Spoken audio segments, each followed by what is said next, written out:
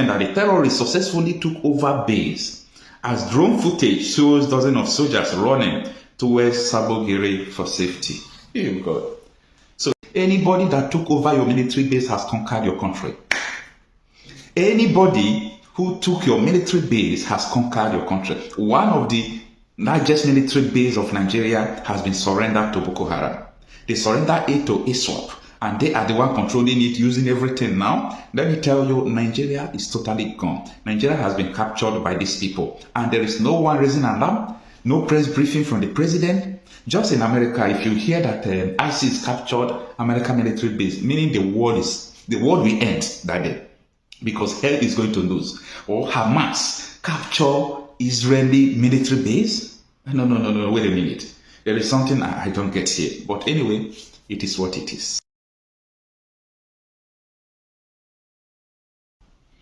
Good evening, everyone. Thanks for joining me in this video. This is the evening of Wednesday, March 26, 2025.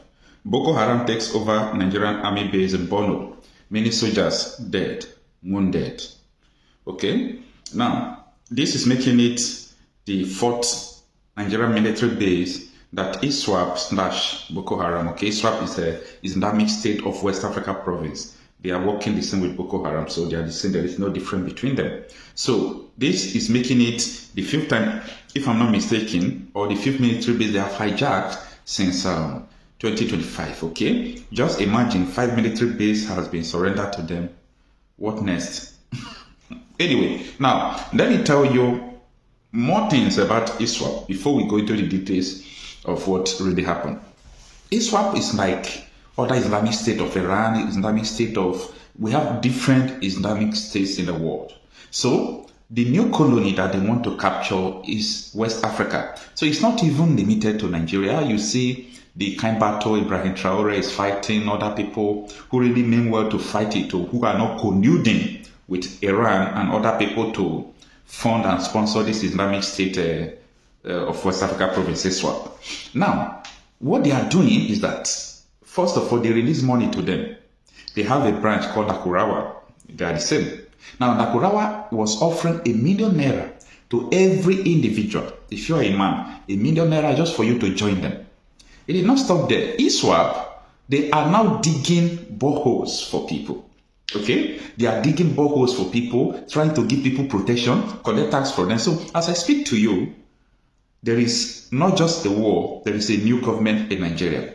Former DSS director confirmed this, that ISWAP or Boko Haram has been digging boreholes, trying to protect people, do what government is supposed to do. Right from 5 years ago, they have been doing this. And media is not capturing this. But take a listen to what the former DSS director said. Problem. Don't also forget that ISWAP is an affiliate of ISIS, a breakaway faction of Boko Haram. So the operations of Boko Haram and ISWAP are slightly different. They try to win the confidence of the locals. So that's the point I was making earlier, that government should concentrate on the locals, make them fill that governance gap, by providing social amenities, which the ISIS at ISWAP is now providing, just like the ISIS is doing. And if they have the confidence of the locals, they undermine government, they gladly pay tax to ISWAP, and they operate freely. So the governor's concern is very, very much in line, and I think government should attach. We cannot just go with the issue of military approach. Try to. Now, the reality is that we are living in a country where no one tells you the truth. Nobody tells you what is going on. Okay? When this man was in the DSS, he's an Igbo man. He can't say what he's saying now.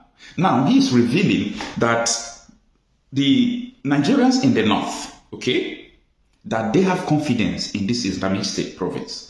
They give them protection. They gladly pay taxes to them. This is from former DSS director, not from you. They gladly pay taxes to them. You heard him saying that? So they give them protection. They dig borehole for them. See, let me tell you, people will gladly, because by the way, is their religion, okay? What the Iswa Boko Haram, what these people are fighting for is in line with the Islamic religion. So it will be easy for everybody to give up.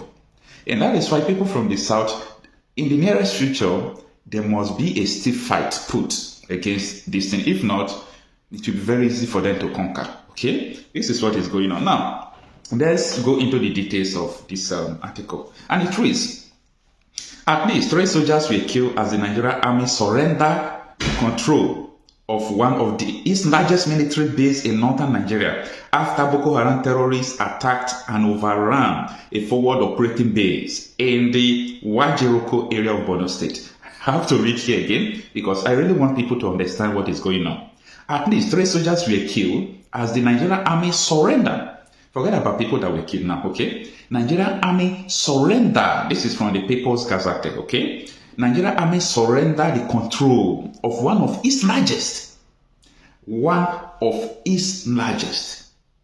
Okay? It is important this sinks into your head that Nigerian military surrenders one of its largest military bases in northern Nigeria after Boko Haram terrorists attacked and overran a forward operating base in the Wajiroko area of Borno State. How many bases do they need to finish up Nigeria? These people have all the takes. Now, at the time, that was about 5 months ago, there was Nigeria armored artillery, something like that, armor carrier that these people hijacked. Guess what? In one of the last operations they went, they used that vehicle they hijacked from the military to operate.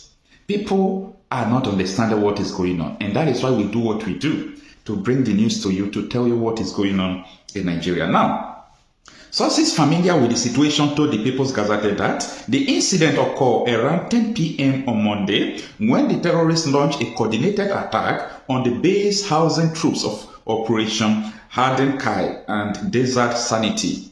Okay? The Gazette gathered that the troops could not repel the insurgents' attack and fled the area.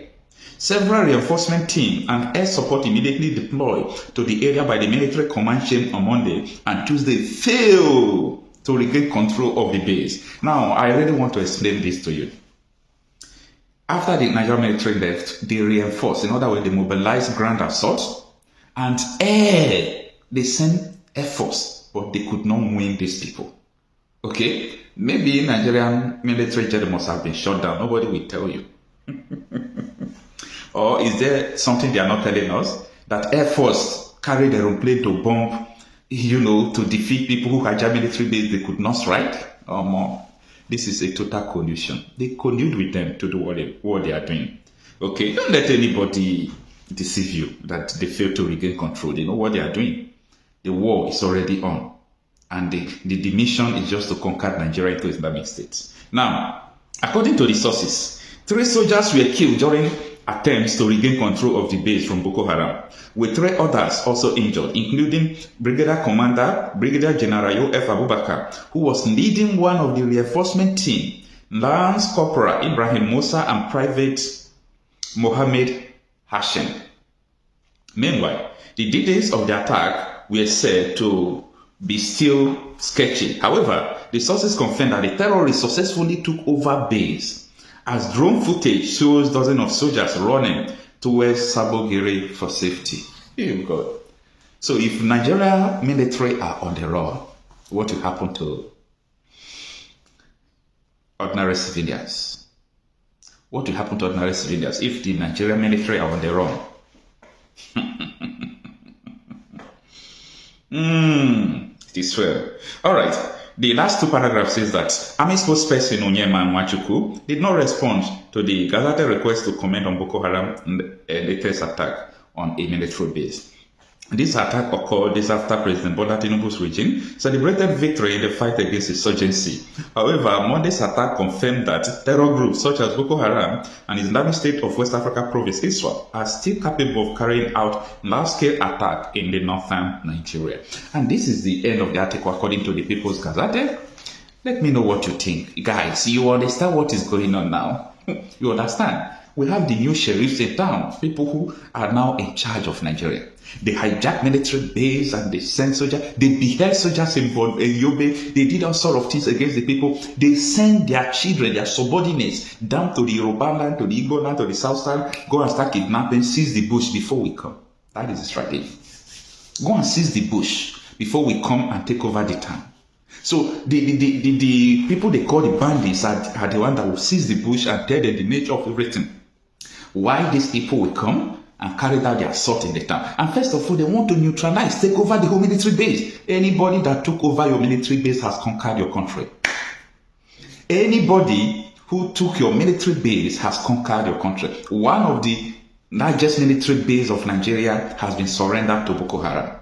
They surrendered it to ISWAP, and they are the one controlling it, using everything now. Let me tell you, Nigeria is totally gone. Nigeria has been captured by these people, and there is no one raising an alarm, no press briefing from the president. Just in America, if you hear that ISIS captured American military base, meaning the world will end that day, because hell is going to lose. Or Hamas capture Israeli military base. No, wait a minute. There is something I don't get here. But anyway, it is what it is. Okay? Konde Olaobi, former NIA director, told us that all these things I just played, concluded, their end game is Islamization of Nigeria. I rest my case. Let me know what you think. It's not about ransom. They just want to pass a message. We can come in. We can do what we need to do. And there are some hardliners in this government that are sponsoring this kind of narratives. They just want to show that they can Islamize this country. They think about Taliban, they think about the Mujahideens, and they want to replicate it in this country.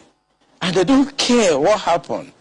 They simply don't care. As long as at the end of the day, there's Sharia, and there is whatever thing they have in their head, they want to achieve. So these people that are sending messages are sponsored by Nigerians.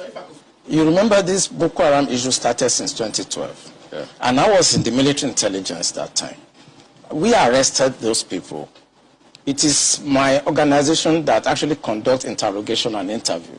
They mention names. I can't come on air and start mentioning names of people that are presently in government now that I know, presently in government, that the boys that we arrested mentioned. Some of them are governors now. Some of them are in the Senate. Some of them are in Aso Rock. The intention is to Islamize Nigeria and practice Sharia. And it doesn't matter if some people die. It doesn't matter if you're embarrassed.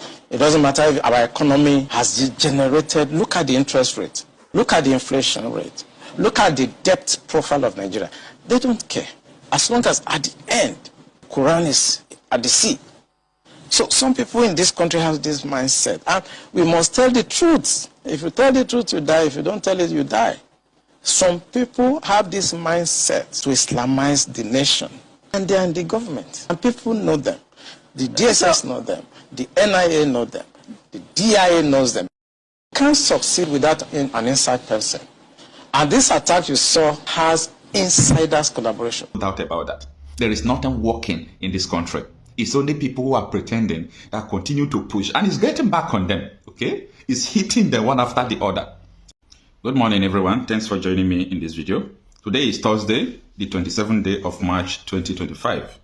The United States Commission on Religious Freedom accuses Tinubu's government, state governors in Nigeria, of tolerating attacks on Nigerian Christians. Now, before you begin to say that the United States is accusing Tinubu and his government and the state governors, okay, for nothing, let me draw your attention to what happened on the 24th day of December 2023. I woke up the following day to see the tweet from the Prime Minister of Bulgaria, Prime Minister of Hungary, Prime Minister of Italy, and other nations of the world condemning the attack on Plateau State community that we, attacked, and they killed 135, okay, right? Yeah, 135 Christians were killed on that Christmas Eve. Now, the issue and complications behind the killing is what triggers a lot of people. For example, now, let me remind you that there was a notice of that attack. They wrote a letter, the terrorists. They wrote a letter that they are coming to attack you people. The data was circulated online. The security agencies got the intel. Now, after that, on the day of the attack started, according to them, on the 23rd day of December. The attack happened 23, 24, 25, 26, 4 consecutive days. They said they put 33 different missed calls on the military. Nobody came to their rescue. They massacred them, they burned their houses. But it's so unfortunate that on the 27th day of December, the whole governors, including the Plateau State governor, they all traveled to Lagos to meet Tinubu in his house and celebrate Christmas with him. This is so terrible. So when the international community accused Tinubu government or governors, do not just take side or come quick on them to tell them that they don't know that they should focus on their country. No, they know what is going on. And that is why we do what we do here, because we want to inform as many as possible what is going on. The governors has been hijacked. They have been bribed. There is a power that is above them that if they do anyhow, they can remove them out of office. You just see what is going on in Rivers State. So the presidency controls everything. And Tinubu promised that he will never fight insecurity before his election. He told this Aisha Mohammed, and she came to the national television to tell the whole world that this is what Tinubu said. So all these things is an indication of a failed state. Nigeria is a failed state. There is no doubt about that. There is nothing working in this country. It's only people who are pretending that continue to push, and it's getting back on them. Okay, it's hitting them one after the other. You remember the other day, Joseph Okado was crying in the Senate that after everything he did, they call him criminal. Yesterday, they walked out because he wanted them to honor the hero of June 12. You have been hearing about June 12, June 12. Okay, let's honor the hero of June 12. Since the name sounds Igbo. No, they said it is controversial, and he walked out of the Senate. You see, all these things are happening because the error in amalgamating Nigeria is still hurting us. And there is no way, there is nothing we can do about that. When the foundation is destroyed, there is nothing you can do. When you have a faulty foundation, you need to bring the building down to erect another one.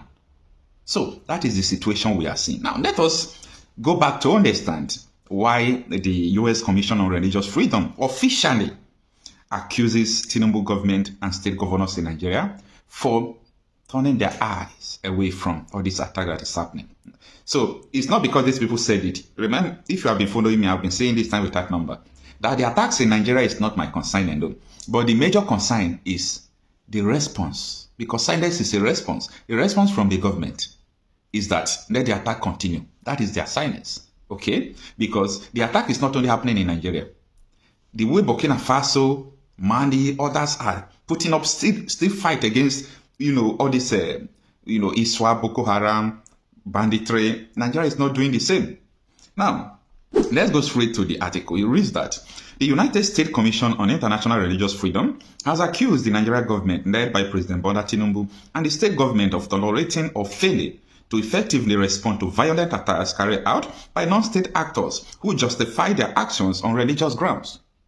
Now, for you to understand this first paragraph of the article, it is important you know that most of the rural communities are Hausa communities in most various states that all these Fulani terrorists are attacking. They will leave all those Fulani and Hausa community. They will go and attack the indigenous community from that place, who are like Christian-dominated area. That is what this first paragraph of the article is trying to explain to you. Now, it continues. In its latest report, it stated that various militant groups, including the Islamic extremists and Fulani militants, have targeted religious communities across Nigeria with devastating consequences. It is in its annual report, released in March 2025, USCIRF also urged the United States Department under the Trump administration to designate Nigeria, along with Afghanistan, India, and Vietnam, as additional CPCS, as reported by Sahara reporters on Tuesday. Okay? The report also recommended that 12 countries be redesignated as CPCS, including Burma, China, Cuba, Eritrea, Iran, Nicaragua, North Korea, Pakistan, Russia, Saudi Arabia, Tajikistan, and Turkmenistan. Now, the US stand about all these things is that they are saying that the United States is a Christian country, for example, and their constitution is based on Christian values. But their constitution gives everybody in the US right to worship any kind of God you want to worship. That is religious freedom. So if the United States, who is a totally Christian country, can allow you build your mosque, can allow you worship with whoever you want to worship and still protect you, what happens to others? Why can't you protect others in your state? You come to US, we protect you as a Muslim. We give you free level feed. Some of them are even in the legislature, no problem. But in your country, you don't allow people to even breathe and drink water. So for people to understand where all this thing is coming from, this is the angle it is coming from. Now, they say the commission also called for the redesignation of Boko Haram and Islamic State in West African province, ISWAP, also known as ISIS West Africa, as entities of particular concern, alongside 6 other groups, Al-Shabaab, and so many of them like that, okay? Now, say the report states in 2024, the condition for religious freedom in Nigeria remain poor, okay? Now, the article continues, okay? The federal and state government continue to tolerate attacks or fail to respond to violent action by non-state actors who justify their violence on religious ground. These actors include Boko Haram, ISWAP, and so on and so forth. Now, the article continues, but the important part of the articles is what I've extracted, and that is what I want to use to analyze, the report from the United States. And it is so annoying, so annoying. Now, let me just not take you far. Last week here, a local government chairman from Enugu State, after the Fulani attacks, raping women, killing the only son of a widow in the university, and people were protesting, the local government chairman, who was sent by the governor Peter Mba, came to the national television and told them that there is nothing like attack. It's unacceptable. And after the local government chairman made that assertion, do you know what happened? So our reporters and their crew went there. They could not behold the scene because of the fear of attack. They were hearing Fulani terrorists, both their gunshot, everything there. Arise News crew went there, they ran back. So it is a shame on the local government chairman now and Peter Mba, because you cannot lie about insecurity. That is what the United States is saying. That the governors are paying deaf ears. The government are paying deaf ears. It is none of their business. I mean, souls are dying. Souls are dying is none of your business. And when election comes, you will still gather them, give them sword. You leverage on their poverty, on the poverty you yourself put upon them. You leverage on their poverty to give them, salt, onions, and you buy their conscience and they will still come and vote for you. It is catastrophic. And we must continue to understand that this nation cannot work like this. I know that election will come and go. Election 2027 is coming and people will still vote. And people don't still understand that you vote, you did not vote, won't change anything. Your vote can't change anything in Nigeria. We must accept the reality. Whether you vote, you did not vote, there is nothing it will change. The politicians are not ready. So, it is there for the people. And as I used to say, that it is not the duty of these politicians to free you or to help you. It is not the duty of the slave masters as they are to free the slave. It is the duty of the slave to determine whether he or she will be free or not. So it is up to you, Nigerians. You have found yourself in an unacceptable situation. No doubt about that. But the question is, are you going to remain in this situation or not? That is a food for thought.